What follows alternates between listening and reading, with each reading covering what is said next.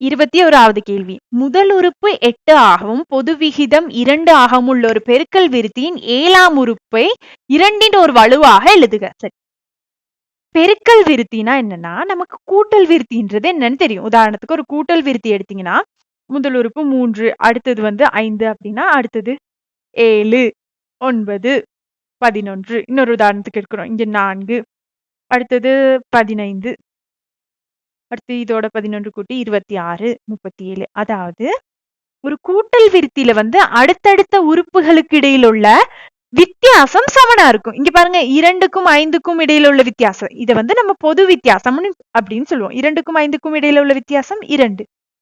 7க்கும் 5க்கும் இடையில உள்ள வித்தியாசம் 2. 9க்கும் 7க்கும் இடையில உள்ள வித்தியாசம் 2. அதுவும் 2. 11க்கும் 9க்கும் இடையில உள்ள வித்தியாசம் அதுவும் 2. ஆகவே இந்த மாதிரி வரும். இந்த கேள்வியில பாருங்க 11க்கும் 15க்கும் 4க்கும் இடையில உள்ள வித்தியாசம் 11. இங்கேயும் 11, இங்கேயும் 11. அதாவது அடுத்தடுத்த உறுப்புகளுக்கு இடையிலான வித்தியாசம் சமனாக இருந்தா அதை நம்ம கூட்டல் விருத்தின்னு சொல்லுவோம். பெருக்கல் விருத்தினா உதாரணத்துக்கு 3, 6, 12, சரியா, இந்த மாதிரி 24, இந்த மாதிரி கூடிக்கிட்டே போகுது பெருமானங்கள். இதுல பாத்தீங்கன்னா வித்தியாசம் சமனா இல்ல. பாருங்க 6க்கும் 3க்கும் உள்ள வித்தியாசத்தை பாத்தீங்கன்னா 3, 12க்கும் 6க்கும் உள்ள வித்தியாசம் 6, 24க்கும் 12க்கும் இடையில உள்ள வித்தியாசம் 12. ஆகவே இங்க நம்ம அந்த தொடர்பு பயன்படுத்த முடியாது. இங்க இவை பெருக்கல் விருத்தியாக இருக்கு. அதாவது 6 நீங்க 3ஆல பிரித்தீங்கன்னா 2 அப்படின்னு கிடைக்கும். 6 3ஆல பிரித்தீங்கன்னா 2ன்னு கிடைக்கும். 16 2ஆல பிரித்தீங்கன்னா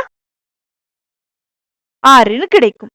24 2ஆல பிரித்தோம்னா 12ன்னு கிடைக்கும். இங்க இவங்களுக்கு இடையில உள்ள தொடர்பு ஒன்று பெருக்கல் அல்லது பிரித்தலா இருக்கும். ஒன்று பெருக்கல் பிணைப்பு அல்லது வகுத்தல் பிணைப்பு. அந்த மாதிரி வர்ற சந்தர்ப்பங்களில் உள்ள எண்கோளங்களை தான் நம்ம பெருக்கல் விருத்தி அப்படின்னு சொல்லுவோம். சரியா, பெருக்கல் விருத்தி. இந்த பெருக்கல் விருத்தியில முதல் உறுப்பு 8 ஆகவும், ஓகே, முதல் உறுப்பு 8 அப்படின்னு சொல்லியிருக்காங்க. பொது விகிதம் 2 ஆகவும் உள்ள ஒரு பெருக்கல் விருத்தியின் 7ஆம் உறுப்பை, ஓகே, பொது விகிதம் 2னா இதுக்கு அடுத்த உறுப்பு, சரியா, முதலாம் உறுப்பு T1 அப்படின்னு சொல்லுவோம்.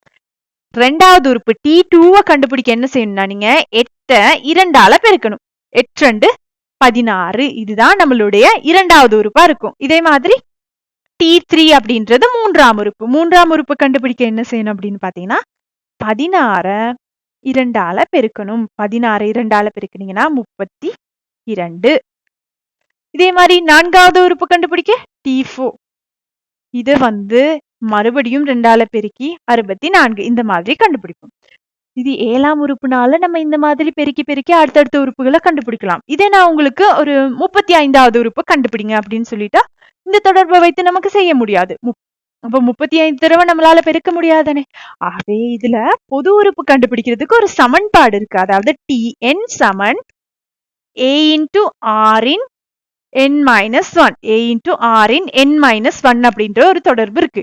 Tn அப்படின்றது என்னன்னா பொது உறுப்பு.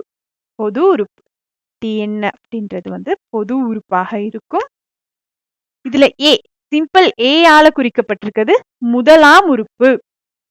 சிம்பிள் a ஆல குறிக்கப்பட்டிருக்கு முதலாம் உறுப்பு. இந்த விஷயங்கள்லாம் ரொம்ப முக்கியமானது.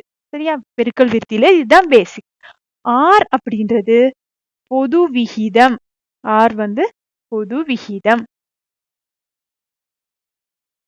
r அப்படின்றது பொது விகிதம். இதுதான் நம்ம ஒரு பொது உறுப்பு கண்டுபிடிக்கிறதுக்குரிய முறை. இது நமக்கு 4வது உறுப்பு வேணும் அப்படின்னா நீங்க இந்த சமன்பாட்டுல எண்ணுக்கு பதிலா 4 பிரதியிடணும். சரியா, எண்ணுக்கு பதிலா 4 பிரதியிடும் போது உங்களுக்கு 4ஆம் உறுப்பு கிடைக்கும். 7ஆம் உறுப்பு வேணும்னா என்ன செய்யணும்? எண்ணுக்கு பதிலா 7 பிரதியிடும் போது 7ஆம் உறுப்பு கிடைக்கும். சரி, இப்ப நமக்கு இந்த கேள்வியில என்ன கேட்டிருக்காங்க?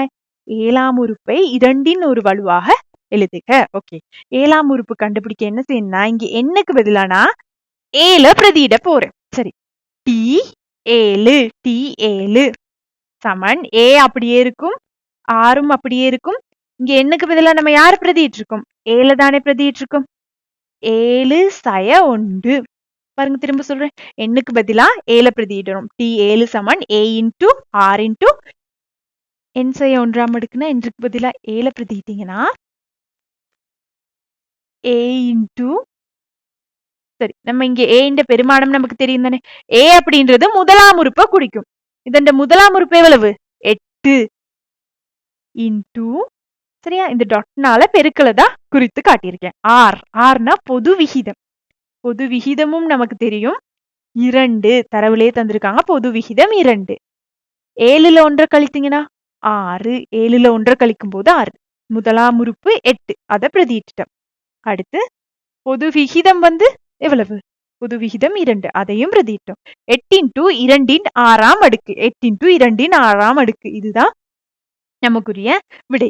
ஆனா இதோட நம்ம விடைய நிப்பாட்ட கூடாது. கேள்வியில கேட்டிருக்கிறாங்க என்னன்னா 2 ஒரு வலுவாக எழுதுக. ஆகவே 8 2 வலுவா எழுதுனீங்கன்னா சரியா 8 2 வலுவா எழுதும் போது பாருங்க அது எப்படி எழுதலாம்னா ஃபர்ஸ்ட் 8 2ஆல பிரிச்சீங்கன்னா 4 திரும்ப 4 2ஆல பிரிச்சீங்கன்னா 2 அந்த 2ஐயும் 2ஆல பிரிச்சீங்கன்னா 1 வர்ற வரைக்கும் வகுக்கிறோம். ஆகவே 8 நம்ம வந்து 2 3ஆம் அடுக்குன்னு எழுதலாம். 2 3ஆம் அடுக்கு எப்படின்னா 8 வரணும்னா 2 தர 2 தர 2 இதுதான் நமக்கு 8ஐ தரும். 2 4 4 2 8. ஆகவே 8 2 3ஆம் அடுக்குன்னு எழுதலாம். பெருக்கல் இங்க ஒரு 2 6ஆம் அடுக்கு இருக்கு. சரியா இதே அளவோட உங்களுடைய விடையை நீங்க விட்டீங்கனாலும் பரவாயில்ல. அல்லது இன்னொரு தொடர்பு இருக்கு, சுட்டிகள் அப்படின்னு சொல்லுவோம்.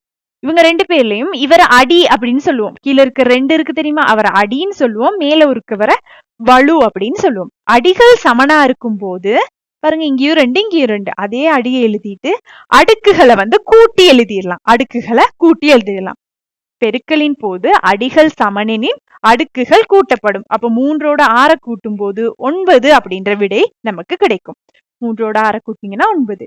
இதே நமக்கு வகுத்தல் வந்துச்சுன்னா அடிகள் சமனெனின் சரியா அடிகள் சமனெனின் பெருக்கலின் போது அடுக்குகள் கூட்டப்படும். ஆகவே 6 3 கூட்டி 9ன்னு எழுதியிருக்கோம். அதாவது T7 7ஆம் உறுப்பு 2 9ஆம் அடுக்கா இருக்கும். இதே வகுத்தல் வர்ற சந்தர்ப்பங்களும் ஏற்படலாம். அந்த சந்தர்ப்பத்துல என்ன செய்யலாம்னா வகுத்தலின் போது அடிகள் சமனெனின் அடுக்குகள் கழிக்கப்படும். அந்த கழித்து எழுதும். சரி இப்போ நமக்கு அது தேவையில்லை. பெருக்கலின் போது அடிகள் சமனெனின் அடுக்குகள் கூட்டப்படும். கூட்டி 2 9ஆம் அடுக்கு அப்படின்றத எழுதியிருக்கிறோம். சரியா?